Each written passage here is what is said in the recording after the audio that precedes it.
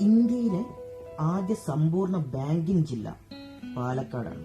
ഇന്ത്യയിലെ ആദ്യ സമ്പൂർണ്ണ ബാങ്കിംഗ് ജില്ല പാലക്കാടാണ്. സമ്പൂർണ്ണ പ്രാഥമിക വിദ്യാഭ്യാസം നേടിയ ആദ്യ ഗ്രാമപഞ്ചായത്ത് തിരുവനന്തപുരം ജില്ലയിലെ പള്ളിച്ചൽ ഗ്രാമപഞ്ചായത്താണ്.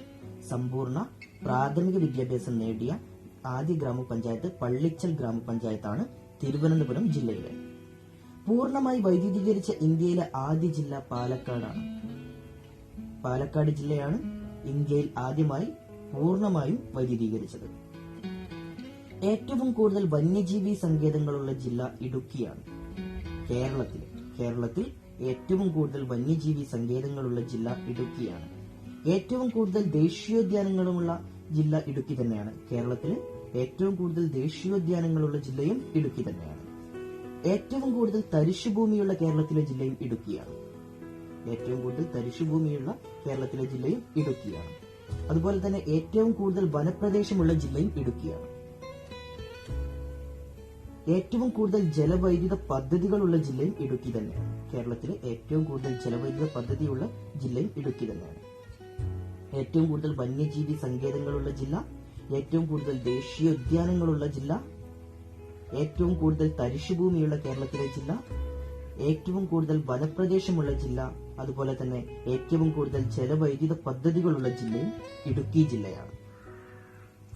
ഏറ്റവും കൂടുതൽ റിസർവ് വനങ്ങളുള്ള ജില്ല പത്തനംതിട്ടയാണ്. ഏറ്റവും കൂടുതൽ വനപ്രദേശമുള്ള ജില്ല ഇടുക്കിയും എന്നാൽ ഏറ്റവും കൂടുതൽ റിസർവ് വനങ്ങളുള്ള ജില്ല പത്തനംതിട്ടയുമാണ്. ഏറ്റവും കൂടുതൽ ദേശീയപാതകളുള്ള ജില്ല കേരളത്തിൽ ഏറ്റവും കൂടുതൽ ദേശീയപാതയുള്ള ജില്ല എറണാകുളമാണ്.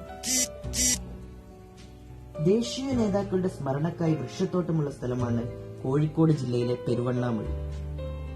ദേശീയ നേതാക്കളുടെ സ്മരണക്കായി വൃക്ഷത്തോട്ടമുള്ള സ്ഥലമാണ് കോഴിക്കോട് ജില്ലയിലെ പെരുവണ്ണാമൊഴി.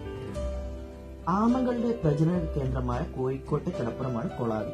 ആമകളുടെ പ്രജനന കേന്ദ്രമായ കോഴിക്കോട്ടെ കടപ്പുറം കൊളാവി കടപ്പുറമാണ്. കേരളത്തിലെ ഏറ്റവും വലിയ നദീദ്വീപ് കുറുവ ദ്വീപാണ്. കേരളത്തിലെ ഏറ്റവും വലിയ നദീദ്വീപ് കുറുവ ദ്വീപാണ്. ലോകത്തിലെ ഏറ്റവും പഴക്കം ചെന്ന തേക്കിൻതോട്ടം മലപ്പുറം ജില്ലയിലെ നിലമ്പൂരിലാണ്. ലോകത്തിലെ ഏറ്റവും പഴക്കം ചെന്ന തേക്കിൻതോട്ടം നിലമ്പൂർ.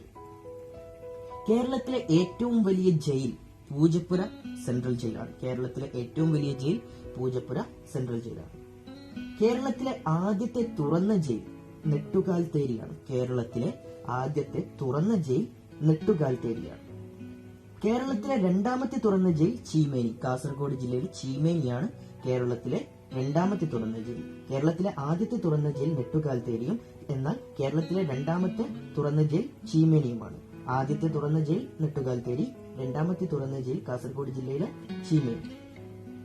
കേരളത്തിലെ ഏക വനിതാ ജയിൽ നെയ്യാറ്റിൻകരയിലാണ്. കേരളത്തിലെ ഏക വനിതാ ജയിൽ നെയ്യാറ്റിൻകര.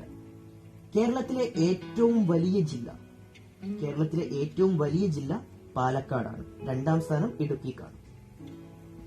കേരളത്തിലെ ഏറ്റവും ചെറിയ ജില്ല ആലപ്പുഴയാണ്. കേരളത്തിലെ ഏറ്റവും വലിയ ജില്ല പാലക്കാടും ഏറ്റവും ചെറിയ ജില്ല ആലപ്പുഴയുമാണ്. കേരളത്തിലെ സെൻട്രൽ ജയിലുകൾ പൂജപ്പുര, വിയ്യൂര്, കണ്ണൂര് എന്നിവയാണ്. കേരളത്തിലെ സെൻട്രൽ ജയിലുകൾ പൂജപ്പുര, വിയ്യൂര്, കണ്ണൂര് എന്നിവയാണ്. വിയ്യൂർ സെൻട്രൽ ജയിലിനെ തൃശൂർ ജയിൽ എന്നും അറിയപ്പെടുന്നു. ഇന്ത്യയിലെ ആദ്യത്തെ പൂർണ്ണ രക്തദാന ഗ്രാമപഞ്ചായത്ത് മടിക്കൈയാണ്. കാസർഗോഡ് ജില്ലയിലെ മടിക്കൈ. അതുപോലെ തന്നെ ആദ്യത്തെ ഈ സാക്ഷരതാ പഞ്ചായത്ത് ശ്രീകണ്ഠാപുരമാണ്. ആദ്യത്തെ ഈ സാക്ഷരതാ പഞ്ചായത്ത് കണ്ണൂർ ജില്ലയിലെ ശ്രീകണ്ഠാപുരമാണ്.